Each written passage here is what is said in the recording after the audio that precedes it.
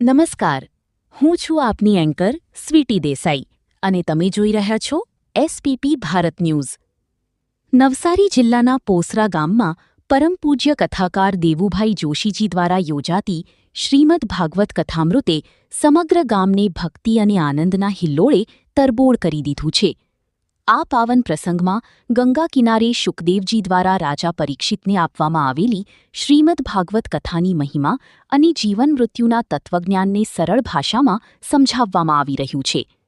કથામાં ભગવાન શ્રીકૃષ્ણના જન્મોત્સવ અને તેમના દિવ્ય જીવનના પ્રસંગોનું ભાવભીનું વર્ણન કરવામાં આવ્યું, જેમાં જણાવાયું કે જે વ્યક્તિ શ્રદ્ધા, વિશ્વાસ, સંકલ્પ અને ધીરજ સાથે શ્રીમદ ભાગવતજીને માથે ધારણ કરીને ગોવર્ધન પર્વતની પરિક્રમા પૂર્ણ કરે છે, તેના ઉપર ભગવાન શ્રીકૃષ્ણની અસીમ કૃપા વરસે છે.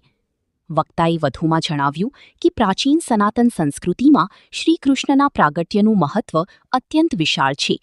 અગાઉ ઘરો ભલે નાના હતા, પરંતુ લોકોના દિલ ખૂબ વિશાળ હતા. આજના કલયુગમાં વિનય, વિવેક અને નમ્રતા ઓછી થતી જઈ રહી છે, જે સમાજ માટે ચિંતાનો વિષય છે. શ્રીકૃષ્ણ દ્વારા ગોવર્ધન પર્વતને ટચલી આંગળી પર ઊંચકવાનો પ્રસંગ પ્રકૃતિ અને પર્યાવરણના સંરક્ષણનો સંદેશ આપે છે. શ્રીમદ ભાગવત અનુસાર આ સૃષ્ટિમાં દરેક ક્ષણ એક ચમત્કાર છે. રાત્રે સૂઈને સવારે સૂર્યના દર્શન થવું એ પણ એક મહાન ચમત્કાર સમાન છે.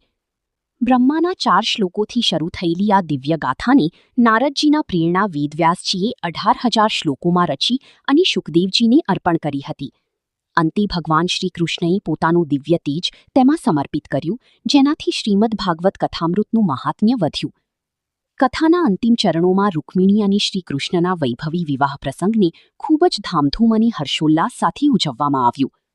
આ પ્રસંગે મોટી સંખ્યામાં ગ્રામજનો, મહિલાઓ અને ભાવિક ભક્તોએ હાજરી આપી હતી અને વ્યાસપીઠ તેમજ કથાકાર દેવુભાઈ જોશીજીને દક્ષિણા અર્પણ કરી હતી.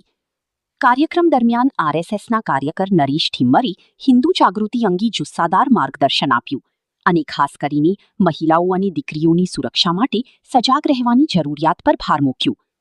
પોસરાથી ગુણવંત દેસાઈ, હરીશ નાયક અને સ્મિત નાયકના સંયુક્ત અહેવાલ સાથે હું સ્વીટી દેસાઈ, એસપીપી ભારત ન્યૂઝ. ધન્યવાદ.